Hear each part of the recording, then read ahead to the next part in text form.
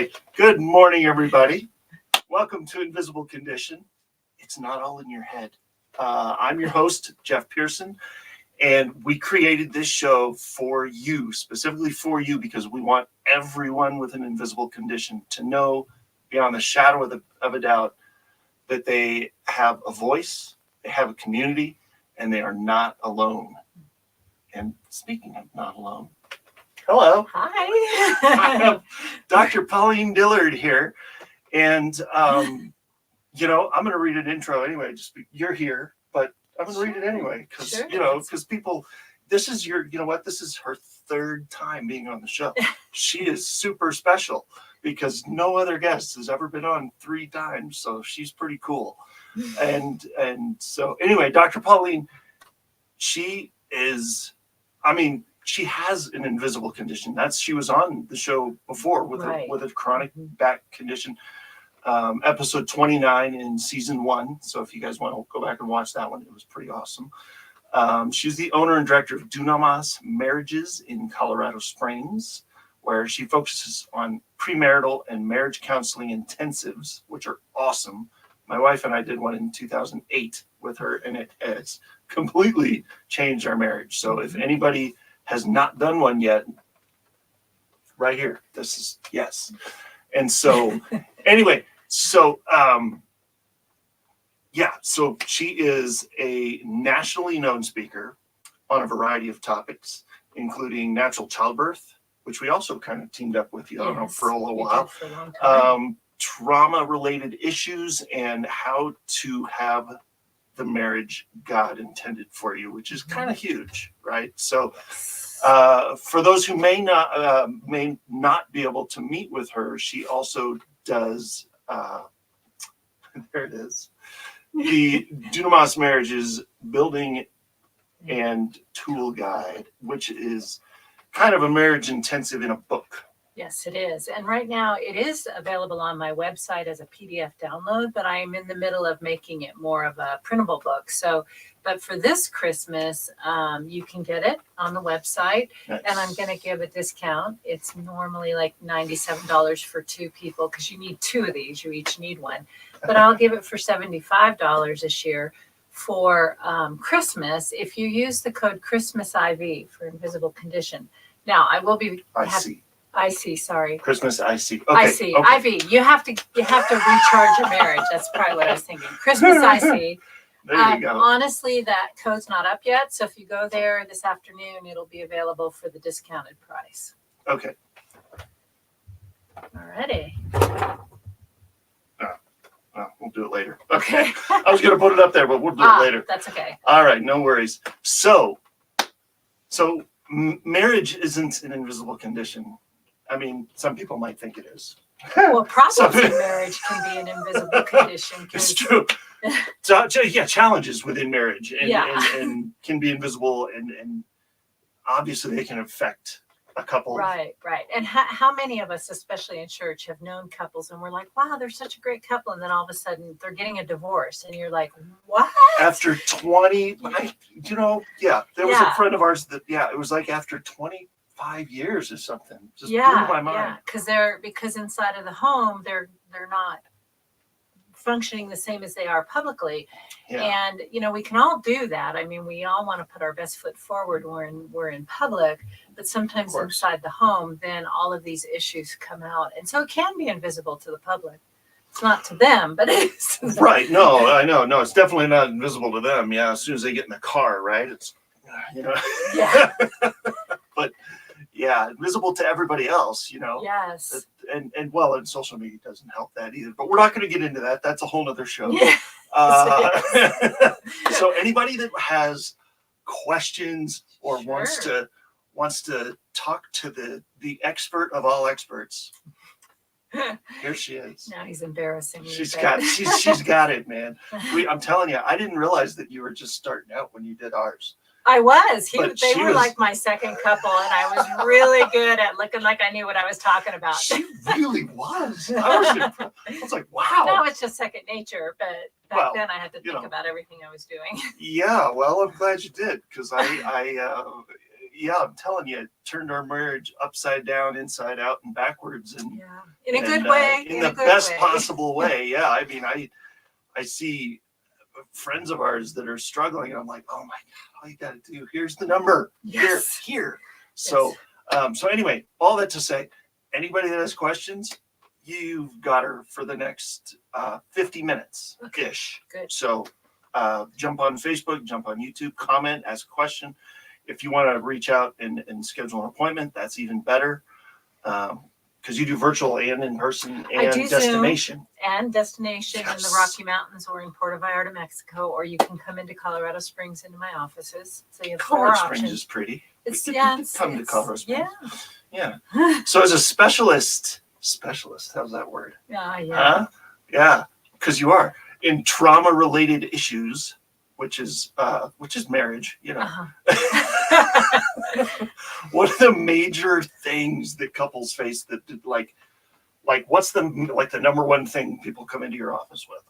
Well, I think the main thing that people are dealing with is like one spouse will say or do something they think is relatively innocent, and then their spouse is going totally ballistic on them, and they have absolutely no clue why. And so by digging down in and looking at where are those pain buttons that were created by traumas in their life, whether it was long-term trauma in an abusive home, or they may have had a one-term trauma like a car accident or an assault. And the spouse and even the person who's traumatized don't really understand where those reactions are coming from. The person just knows internally something's wrong. I bump it like this, and then boom, there it is. Poke the bear. Yeah, so to speak. And so they don't know why that's happening most of the time. And we didn't either. I mean, it's true. You're having these absolute knockdown dragouts from this silliest thing that you like. Most people would look from the outside and go, "Why? What was that about?" Yeah. But for you, it was something maybe back in your childhood or something. But right. And what a lot of counselors will say this too is you're usually not arguing about what you're arguing about. No. You're arguing about that internal heart damage. And one person does something, it feels disrespectful, or it feels like it's an abandonment, or disregarding their feelings, and that's what the person is reacting to. But most people have no what I call pain vocabulary. They don't understand how to talk about it because they don't know what to call it. They don't know what to call it. Yeah, they don't know how to name it. And because if you can put a name with it, you can call it something. Right. Then you got something to work with. Yeah. And, and in this workbook, Jeff, I put all that together, and so there's like word lists, and people can figure out their vocabularies, and then they can figure out like who caused that root pain. And then most of the time when you're arguing with each other about it, it wasn't even you who created the original damage. It was somebody else, but you just happened to bump up against it. So when people can see that and find that, they can actually talk about how to care about it. Once you kind of remove it from here. Yes. Right. So that's actually better anyway, because once you remove it from the immediate, like in the battle, right, and step back a minute, it's a lot easier to talk about it anyway. You're like, okay, you can name the problem as the problem and not as your spouse. Correct. And this is where I have to tell people all the time, logic is never going to heal a heart, because the person who didn't get their heart damage hit is sitting there with their brain going, I don't get it. I mean, all you have to do is, and just fill in the blank. Don't say that. I know, it magnifies the other person's pain and being really disregarded. Does. So I always have to tell people, logic will never heal a heart, and hearts are kind of crazy and they make no sense. It's true. And so we have to get down in there and figure out what the language of that heart is. And when you focus to care for it, it starts to relax. The person starts to feel cared for, and they can communicate better. Yeah, because once the other person knows that you are actually once they actually know that you actually care, and no judgment, you just care about what's going on, that drops defenses like that. It really does. And how do you know how to use the right language to care for your spouse's heart if you don't learn it from somebody? You have to. It's just like anything else. I mean, when you go to a new job, you have learned skills that you didn't know before that you had to learn. Right.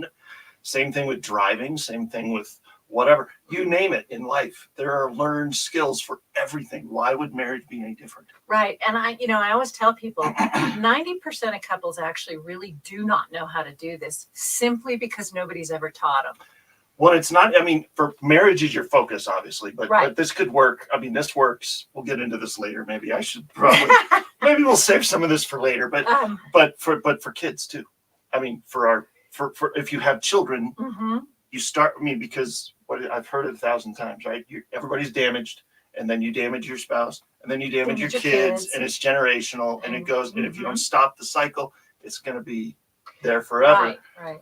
But when you have kids and you know that you have this knowledge and can impart that to them, it's huge. So, it's so cool. Jeff, right along those lines, usually at the end of an intensive, which an intensive is 5 days for 3 hours a day. And then I do follow up like a month later or so. And if people need a little extra help, but at the end of that 5 days, if they have children, I do try to take a little time to talk about now, once you get it figured out between the two of you, how do you now treat your children with this so you flip it for another generation? Yeah. But you have to figure it out first. I mean, I had a put your mask on first, right? Yeah. In the oxygen mask in the plane, right? That's what they always say, right? Yes. Like always put yours in first and then help the next person. So I had a client and she always said it this way, that she called me to tell me about one of her children that she was having trouble with, and that my comment to her was, "That's nice. Bring me your marriage."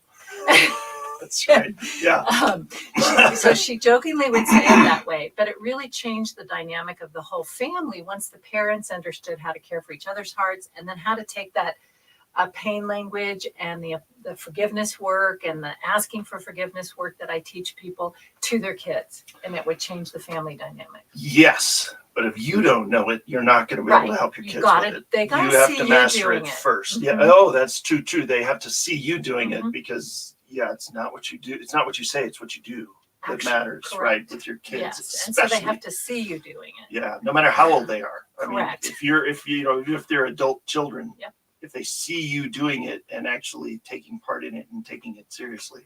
Yeah.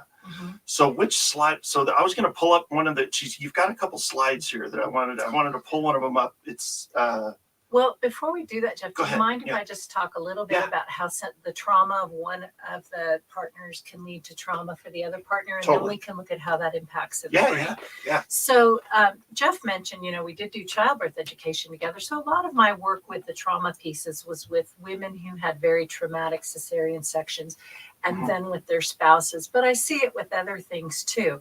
Everybody is so concerned about the person who's got the chronic condition or who had the traumatic experience, rightfully so. Yeah, should care about them. Sure. But the problem I see is that the spouse feels often quite left out, can't talk about their own pain or their own struggle with the situation because they don't want to add to the pain and the struggle of their spouse. Yeah. However, if the spouse with the chronic condition or the trauma doesn't allow for the other person to also share what they're struggling with, as we just talked about, learning the language and caring about it, it just creates more and more distance. So, what I saw with the traumatic births in particular was I would often then talk to the husbands, and I would actually talk to them alone the first time, just because I knew they were struggling with not wanting to add trauma to their wife.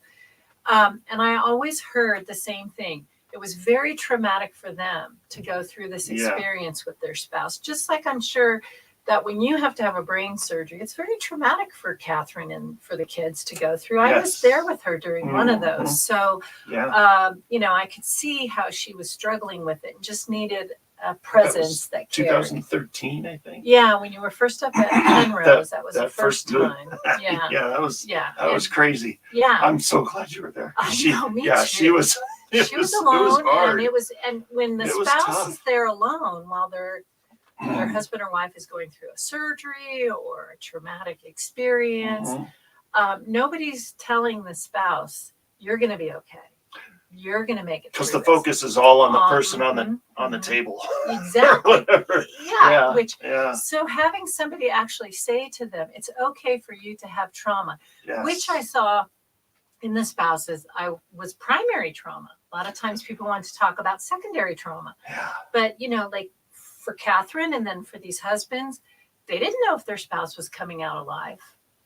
So that's what's the difference between primary and secondary? Well, secondary is I'm just reacting to your trauma. I gotcha. But this is my primary trauma. I'm in primary. You have your own trauma because of what I was watching happen to somebody else. Yes. So for example, what we have to do then is help the couple again. Once I get the traumatized, like the person who went through the trauma or the surgery or whatever, kind of calm down and back in the present. And then I have to help them also hear and understand the heart of their spouse who also went through a trauma without freaking out. Right. Because then they start focusing. We're all very 99% self-focused when they come in my office, just saying. Most people are all the time. Yeah. And especially when they have these traumas or they're dealing with this condition in their spouse. And so I have to help the spouse that's hurting to also say, hey, you do need to care about what they're going through, even though it happened to you specifically, it also happened to them. And when the two of you can actually allow space for each other to have what I call your turn, it can draw you back in. And if you give them their turn, like you're saying, your turn, then they give you your turn. Yes. And so really when you're giving them their turn, you're more at peace because you know that they're going to give you your turn. And correct. And you can, so it's right because so that's kind of healing in itself. Yes. Knowing beyond the shadow of a doubt that this person actually cares that this is happening to me and they're actually going to listen. Right. And it allows my heart to go, you know what, you're going to be okay. Because, he's really going to hear what you have to say at XYZ time. Because you do have to schedule a specific time to do this. And you'll be okay till then. Yeah. Yes. And so what you wanted to go to was, how does this even form in somebody's brain when they go through a trauma? Right. And we're going to do that in just a couple minutes because, believe it or not, time flies when you're having fun. I know. And we are at the end of a segment. And so I'm going to go to a commercial here for a second. Sure. And then that'll be the first thing we do when we come back. So stick around, everybody, because we're getting into the good stuff here. So I know it's all theoretical at the beginning, but now we're going to boots on the ground stuff now. This is going to be how to actually look at it and apply it and give you a little head start before you come see Pauline for your marriage intensive, which everybody should. So here we go. We'll be back in just a minute.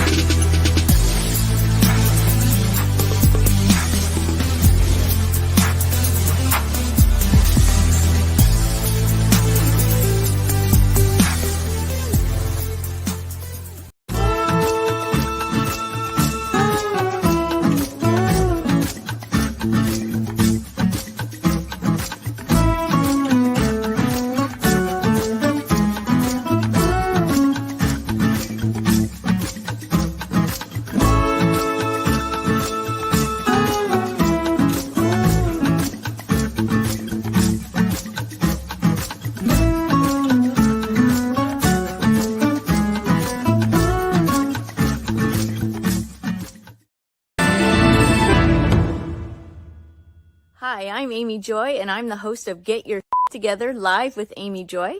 And you can catch me every Thursday at 4 p.m. Pacific on the amazing Trajectory channel right here on E360 TV.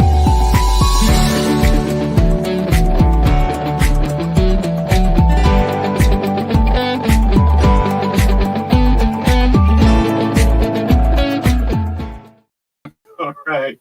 Hey, welcome back, everybody. You never know what's going on behind the scenes when you're seeing the commercials. I'm sorry, it's probably not as funny to anybody else, but sometimes stuff happens and you just have to laugh. I'm sorry, that's all you can do. Bang your head against the wall or just laugh. Right. Anyway, So before the break, we were talking about what the trauma, how trauma develops, Right. and how we address it, right? Mm-hmm. So I want to make sure I get the right slide. Let's start with that one. Yeah. This one here? Yeah. Okay. So, and trauma can also be an invisible condition. I mean, we often think we're going to know when somebody has trauma, Well, but PTSD is the that is a thing for a reason. I mean, people all acknowledge that. Yeah, and even I, had trauma from my childhood and stuff, from sexual abuse and things, and most people would have had no clue when I was out in public. It's usually when you're back at home. Mm-hmm. So on this, I'm going to explain this the best that I can without a pointer. On the left side of it, you're going to see how when somebody goes through a traumatic event, and it pierces the shell of a person. All of us go through something that does what we call pierce the shell of the person. Mm-hmm. But when you're not a person who either has previous trauma or it's not going to really break you down, it goes in and then it starts trauma production. And what that means is the hormones with trauma, Gotcha. the beliefs, the thoughts, which I'll talk about a little bit deeper on the next slide. Yeah. However, if you're given the right kind of input at that point, like the right kind of support, the right kind of care, which, for example, when we mentioned I went to be with Catherine while you were in surgery, that was what I was trying to do, was just give her the support, the care, the input she needed, that she didn't get so caught up in her own brain, that she would you get lost in those thoughts. You can, really and you fast. would get caught up in those trauma cycles. Yeah. So then once you do that, your body reevaluates everything and can bring you back to what's called stasis, or bring you back into balance. Yeah. Yeah. So for example, if I have a car accident and I tell you, oh my God, I had a car accident, and you go, oh, tell me what happened. Okay, now I get to kind of process the trauma, what happened to me. Yeah. I get to tell you, I was driving down the freeway and this guy changed lanes without looking. He smashed me into the barrier, and you're like, oh my God, are you okay? Yeah. And now you're caring. And I'm like, yes, I'm fine. And the next question that most people will ask in that situation is, what would you do differently if you were in this situation again? So now I get to process a different outcome, which is really part of getting you back in stasis. Now, when we look at the other side of the trauma piece, on the right side of it, this is what happens when you don't get the right kind of it. Not this one. Go back to the other slide. Sorry, Jeff. The other one. The other side of that same slide. Oh. Okay, on the right-hand side. Oh, there we go. Yeah, that one. When people have trauma and they don't get that kind of input, and everybody says people just blows it off. They blow it off. And like when we worked Yeah. with the cesarean moms, we heard a lot of just be happy you have a healthy baby. Oh, And they were never allowed to be the person who was hurt or to process it or deal with it. And that happens a lot with like rape survivors, because people almost can't stand the story. So what happens is they go out to the trauma cycle, but instead of it recycling itself into balance, it starts breaking out into traumatic areas.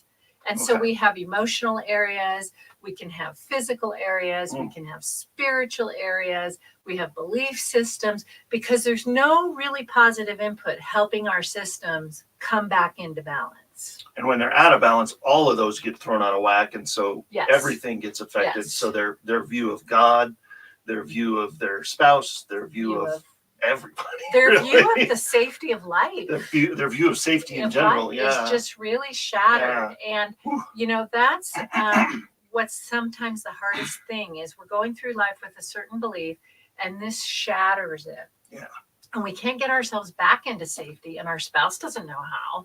So when I am doing the marriage they're looking at you going, I don't know what to do with that. What do I do? Right. What's happening right now? We should call somebody. Yeah. And so now we can go to the other slide. And this is how your systems are affected. We're made body, mind, and spirit. And so when we go through anything traumatic, it impacts all parts of who we are. So when you look down at the bottom, you have a traumatic event, or you have triggers, what we call triggers. And these are things that people hit that cause your body to think the same thing is happening. Yeah. And so when you're going through a traumatic event, these biochemicals shoot up really high. And this is like norepinephrines, adrenalines, testosterone. I call it a hormone cocktail. So you're kind of on a hormone cocktail. And then when that arrow kind of veers to the right, you're having thoughts and beliefs about what's happening to you. Now, what happens is in that hormone system, every time those hormones shoot up, they've created a pathway in your brain. And so it's like walking across a field at the same place until you dig a rut. And now that rut is actually in your thoughts. So what people don't realize is this is one of the things a lot of my trauma people have heard in the cesarean moms. Why do you want to think that way?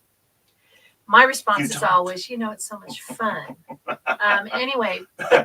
You don't necessarily want to think that way, but the don't. pathway is set. And so you have to, And so we call it automatic negative thinking, or ANTS, because it's automatic. Yeah. And so now whatever I'm thinking or believing at the time of the trauma, I don't get positive input to help me retrain that thinking. My system sets it in as a pathway. Yep. And so now what's happening is it affects what I think about God, and it affects what I think about humanity and the safety of my life, whatever I was thinking and believing. Well, that could be anything. That could be, like you said, the car wreck. You know, you get in a traumatic, big pile up, or a car wreck, or really anything could be traumatic to anybody. Right, it's, depending on who you are, it could be one thing could be traumatic, more traumatic than others, but could be a car wreck, could be so like what your example from a little earlier was every time. So like, for instance, every time you drive by that exit, or every time you drive by that intersection where that happened, it could trigger that. It's a trigger event, and your body starts to change and your thoughts start to change.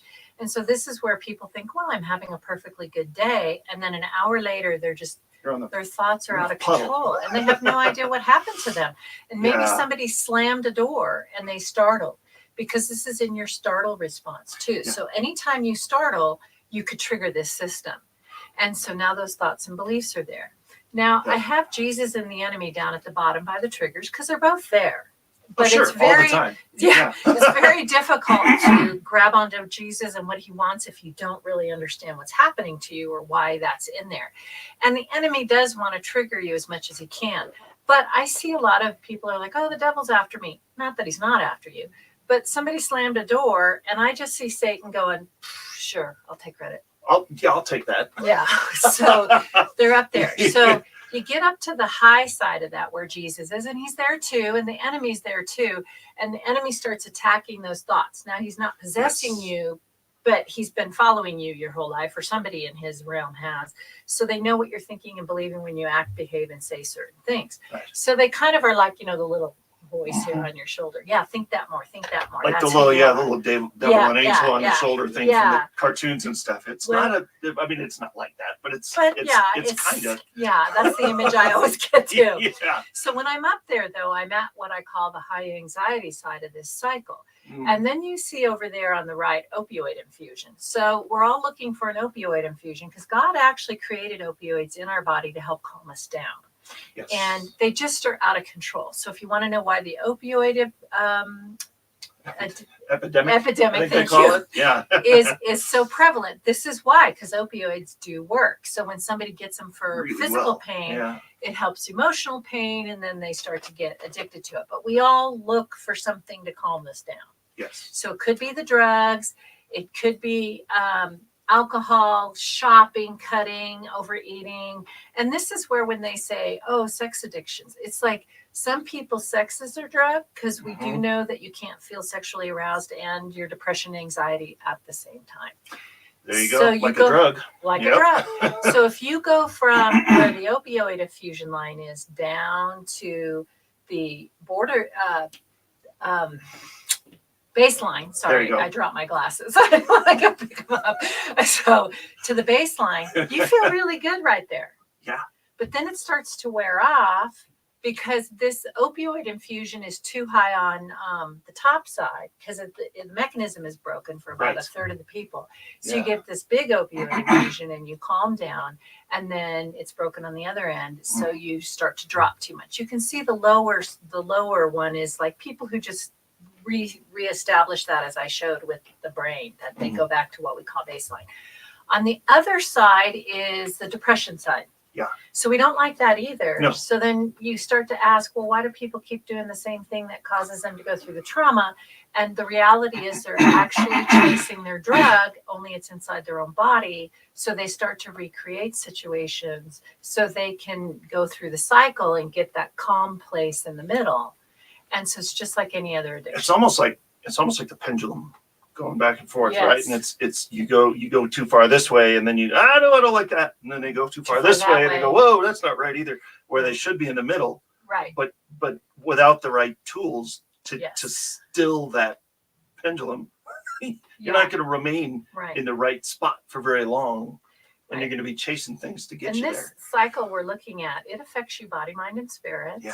It happens in what's called the amygdala, which is a little gosh. Part of the brain. Yeah, it's Yeah. on top of the hippocampus in the back of your brain. It's a gland. And, There you go. And that is the one that controls that fight, flight, freeze. Mm. So you get triggered and it doesn't know if you're in real danger or not. So it just floods your brain with the hormones. And here you are. You're in Here this you cycle. are. Whether you're, and it, well, that's in any situation too. I mean, it like we were talking about before, any fight or flight thing that triggers Mhm. is the same. I mean, The amygdala interprets it the same unless or until you understand it and you start to learn how to control it. Yes. It is possible, but it takes work. And so while this is not a primary part of my marriage counseling, if I see a lot of trauma in there, I will work with people on how to process that. Yeah. But what I do work with everybody is in the workbook. Are we? Just. No, not yet. We're coming back. Folks. I know. I'm trying to. See, It's I could okay. switch there. We're not there.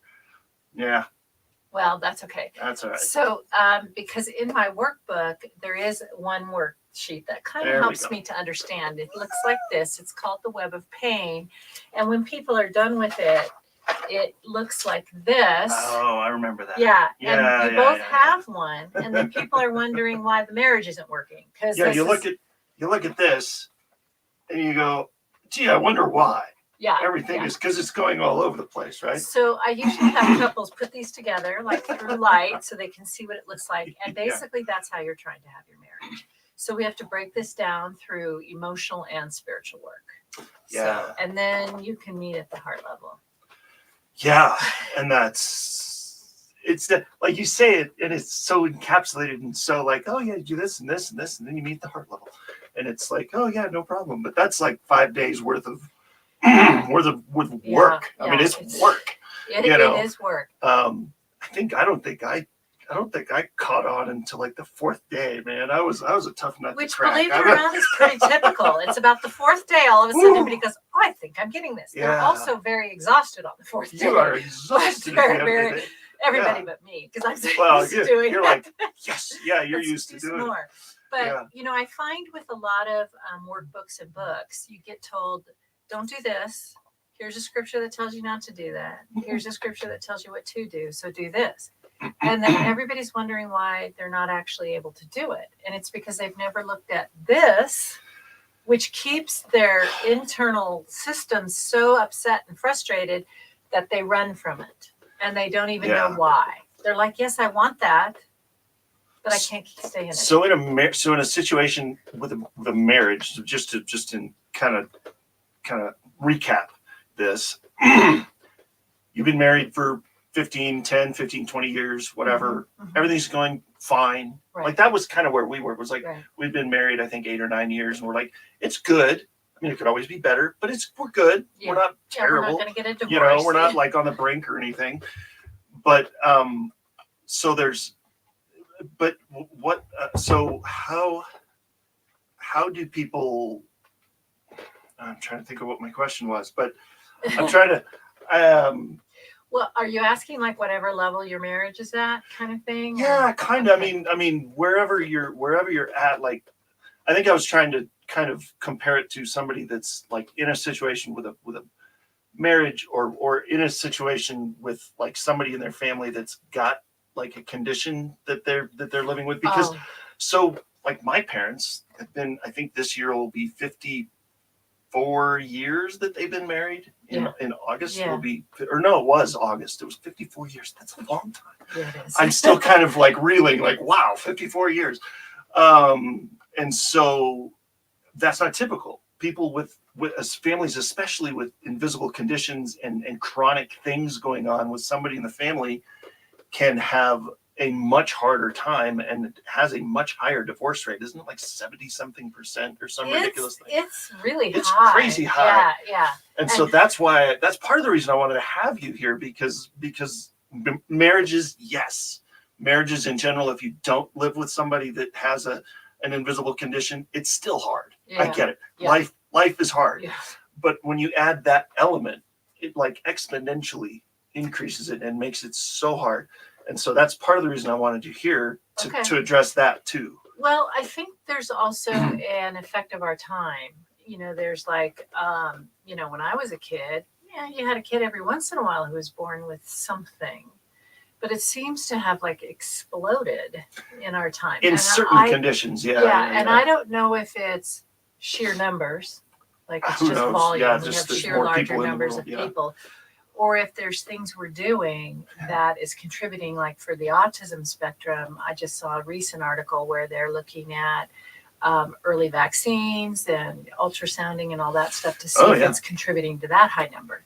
Well, medications you prescribe for people that are having trouble with like different things like ADD and stuff. I mean, it's affecting the brain. There's all kinds of things we could speculate, but the point is it's here. Yeah, and right? people don't want to acknowledge that this is actually toxins for the brain. So on the other side of that, we also have a higher rate of I should just be happy. And we really do have a super high rate of if I'm not happy, I shouldn't Something's have to wrong. be here. Something's wrong. Yeah. And so if one of the partners isn't getting their needs met, they start looking for somebody to encourage and uplift them and all of that, because having a child with a condition is exhausting and constant. Yeah. And so if there's no way to just even take a few minutes to learn, that's why another good reason why I'm making this workbook available publicly, because people with those kind of children can't necessarily come to my office for 5 days. True. Because they're still struggling with it, but they could, if they take the time, just, get a kid to bed and take a few minutes to work on something in the workbook together and start to at least learn something. But if you learn each other's heart language, you can even learn to just like talk over things. I don't know, once you've done your focus time, you learn to talk over things. And I mean, years ago when I had a teenager who was like, giving me a hard time one day, and I was starting to get really angry and really like, and I remember on that day, my husband just went, Pauline. And when I looked him in the eye, he just went, you're going to be okay. You're not in this alone. I'm here too. And I just went, because all of a sudden I felt like I'm not in it alone. And I know with kids like this, sometimes it can feel like you're not in it alone. But if you're communicating at the level each other needs, like, let's just, for example, say, because it's usually the mom who's doing most of the child care, not so much anymore, but usually she's exhausted. She's freaking worn out. So if her husband knew how to come in and just, he's trying to provide for the family and make sure everything's happening. He's worn out because now he's having to do more. But people don't realize that it seems like one more thing I have to do to take 30 minutes to focus to care for my husband. It doesn't take that long even. I mean, once you get good at it, it could take 5 minutes. Really? Really. I mean, I know. Yeah. And so, but I do assign 30 minutes and you can get better at it. Sure. And once you just take that amount of time, even if you have to have like your mother-in-law come over or something and keep an eye on the kids while you just do that. Hang on to the kids for a few. Yeah. It can really change that dynamic of how you're losing each other in the midst of all of this trauma. Yeah. And it sounds nice. I know you're like, nice, Dr. Pauline. Yeah, it sounds nice. But it's huge. It's important and it's critical and it's longevity. Yes. As you and Catherine have said many times, it is longevity. It is. Yeah. And, I also wanted to comment, you were saying a little bit early, it doesn't matter where your marriage is at. You can have a perfectly decent marriage, but just want to get into a deeper space. I have people say all the time, there's something right here we can't quite get into. Yeah. And I know how to help you get into that. Yeah. The people that I honestly least like to work with are, I'm already on divorce court, convince me to stay. And I'm like, I'm not here to convince you to stay. Yeah. If you both want to come in, even if it's that bad, and you both want to do your side of the street, I can help you fix your marriage. Yeah, exactly. Yeah. Yeah, So no, I love it. We're gonna go to one more break, and then I want to talk a little more about this, but then it's all gonna be about how to get in touch with Pauline and how to get this help, because I'm telling you, everybody in my promo that I did for this show, I said, anybody married? Anybody know somebody who's married? Okay, that's everybody. Yeah. This applies to everybody, especially people with people in the house with an invisible condition. So everybody should be writing stuff down right now. So, but we're going to come back in just a minute, and we'll be talking more about it on the other side of the break. We'll see you soon.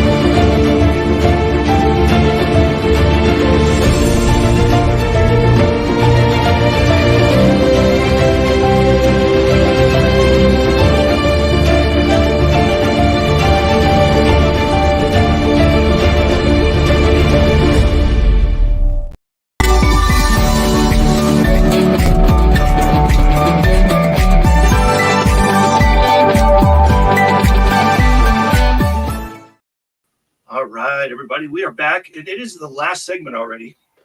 It's unbelievable how fast this goes. We need to do it with certain people. I feel like we need a 3-hour show. We need to do like a 2-hour special just with you. I think. I don't know. I can feel it. You know that. Well, I know. Yeah, we totally could. The two of us. Yeah. Right? Yeah, seriously. So I'm trying to remember what we were talking about. We were talking about how this applies for anybody. I mean, whether there's an invisible condition present in your home, or whether or maybe there isn't, but you're still married.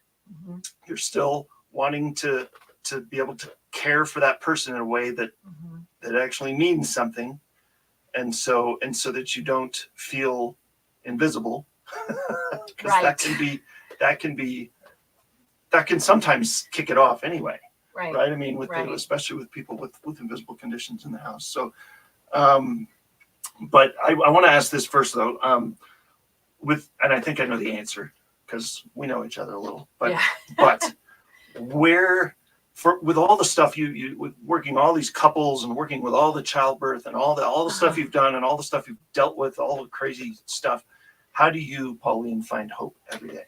Well, you do know, because I was on before and talked about it too, but my hope is always in Jesus Christ. I don't know that I could do everything I've done and even go through my own stuff now and then without having him to turn to or guide or direct.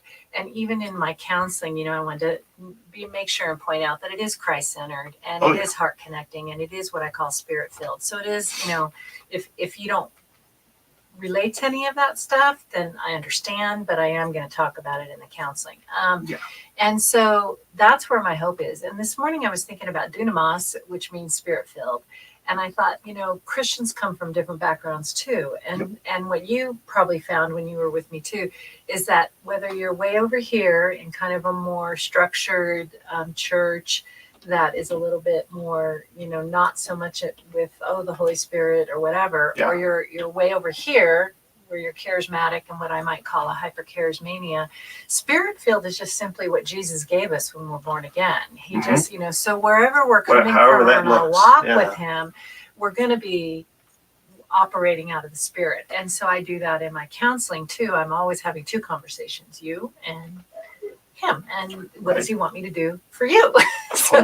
So that's kind of how that works there. Exactly. And I'm going to put this on here because for the rest of the remainder of the show, because this has your, I want you to talk about this too, because this is, so there's a QR code there, and then there's a website, just in case, however you're watching, whatever's easiest, if you want to, or go back after this episode is no longer live and it's on demand, and you can go back and pause it and write the thing down and go to the website, whatever, however it works, go here.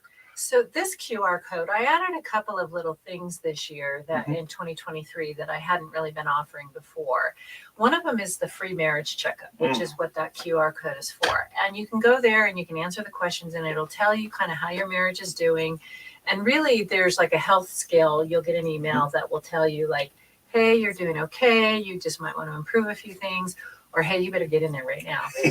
So, through answering those. And I'm also offering a marriage checkup, which I just charge $150 for, which includes the Taylor-Johnson temperament analysis, which is the only analysis I use. Doing that again.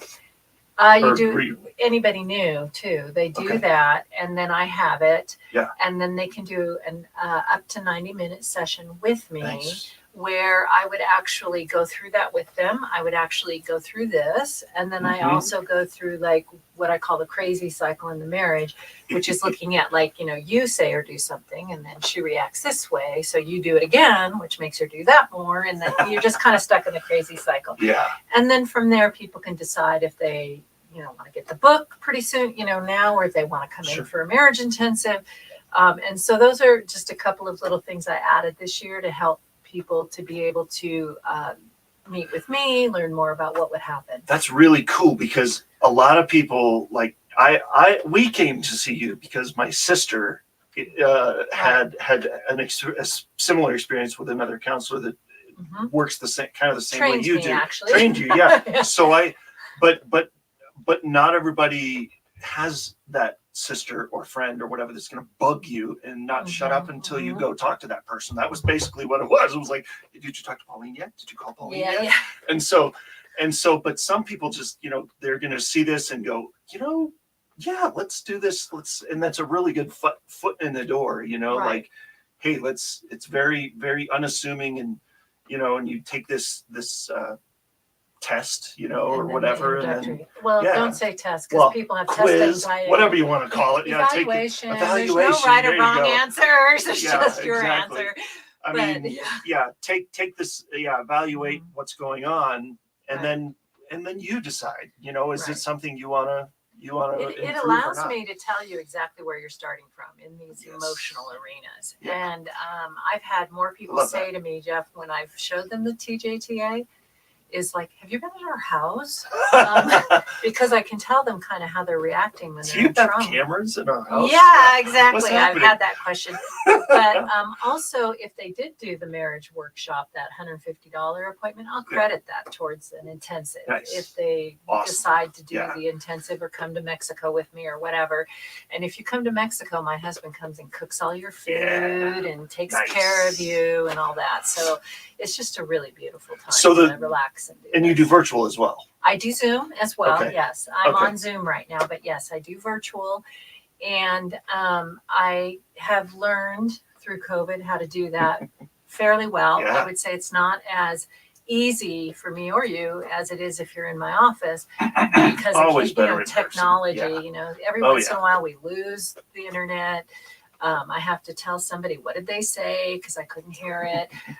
You know, I have to. You're on mute. Yeah. I know, and I can't always evaluate their faces as well. Yeah. But I've done some really good work through Zoom, so But, that excites me. I mean, that's awesome, and I'm so glad that Zoom has taken on the role that it has in so many things. I mean, it's an awesome tool, but nothing is a substitute for being in person and eyeball to eyeball with somebody in the office. I mean, if anybody is debating whether it's worth it or, you know, I mean, I know you've talked about over the years about people, you know, taking their vacation and taking here and doing that. That's and then flipping their marriage onto that heart-connected adventure and going home with it. Hello. Yeah. That's like the best vacation ever. So yeah, if you are thinking, you know, wondering like, oh, would it be worth it? Yes. I will tell you right now, yes. Yeah, and I was back up, you know, I do this up in the Colorado Rockies, up in Avon, Colorado, near Vail. I can do it there as well. And my husband and I were just up there this weekend for another event, and I took some pictures of the trees changing and posted one on my Dunamas Marriages page, and so you can kind of see what the area is like. And pretty soon the resort just did a new drone video. Oh, nice. And they're actually going to give it to me so I can show you all what to expect from the area. So I don't have it yet, but they said, call in tomorrow and they'll try to get me the content. You're going to be able to put it on your website? And then I'll be able to put it on my website, on my Facebook, on all of it. They said I'll be able to use it however I want, because of course that means I'm bringing business up there. Of course. Yeah, hello. But I love it up there. I go up there every year. It's cool. We've been up there with you a few times. Yeah, it's nice. It's nice. So I'll go up there and write or whatever if I don't have clients coming with me. Yeah. It's so cool. I love it. It's so pretty up there. And we haven't been back. I don't think we've been back for a while. Guys. So we need to go back up there. But I don't know. We've only got like 2 minutes left. So I don't want to. So one more time. What's the easiest way for people to connect with you? Well, the website, dunamasmarriages.com, DUNAMAS, as I have down there. I have a Facebook page, Dunamas Marriages, where I post a lot of my stuff. Instagram. I'm on LinkedIn under Dr. Pauline Dillard. I have a YouTube channel. It's not been super active, but I'm getting better at it. And you can always leave a message at my office, which is 719-231-7183. Nice. Good. Awesome. And you've got somebody that you either have somebody there that answers the phone, or they can leave a message. Well, I don't have anybody there at the moment, okay. But I do pick up the messages, and you can also email me. Mine is Dr. Pauline at Dunamas Marriages. Sorry, I haven't changed it over yet. Dr. Pauline at DunamaCenter.com. There it is. But there's a website. There's an email address on the website as well that they can send to that I do pick up. So. Gotcha. Kind of like a general mailbox type thing. Yes, and I do, and it comes straight into me. So either one of those will work. Awesome. Yeah, seriously. I've been wanting to do this show for a while because, I mean, it's been what we came to see you in 2008. Yeah, I know, right? And it's 2023. So what is that? 15 years. Yeah. And you guys say you're still using them as tools. So we still have the books on the other side of this wall. They look a lot different. They're not as fancy as this one. It's like, I think it's like a baby blue paper cover and tan or something. And it's not nearly as pretty, but it's but the contents are still extremely useful. So so we use it every day, and we brag about you all the time. So thanks. Well, I brag about you too. So yes, I mean, I don't want to brag or anything. Maybe we're kind of like we kicked her off right. She had to have a really tough case. You guys weren't that bad at all. I've had way worse since then. Nah, it's all good. It was pretty awesome. But seriously, thank you. Because you're very welcome. I mean, what we learned in your office has been invaluable for generations. And God just made a real good connection with us too. That's maintained over the years. So that's been such a blessing to me. It's been awesome. So thank you for being here, and thank you for just being willing to come to our humble studio again and hang out. Of course, I love it. It's been awesome. So seriously, everybody, just jump on here and scan whatever you got to scan to get in touch with Pauline, and I'll look forward to hearing from her all the awesome stories of all the people that she's helped from this show. So That'd be amazing. right? Yeah. So all right, everybody, go Facebook and YouTube are where we are broadcasting, as well as E360 TV. Once this stops the air, the on off air, and it's not live anymore, you can still go back to Facebook and YouTube and look at stuff if you missed something. So like, follow, subscribe, share. Friday, October 20th is coming up, and Nancy Becker is going to be our guest, and she is awesome. She's got an organization called Invisible Warriors that you're going to want to hear about. It's going to be amazing. Check it out. Join us for that show. And until then, have an amazing day. We'll see you next time.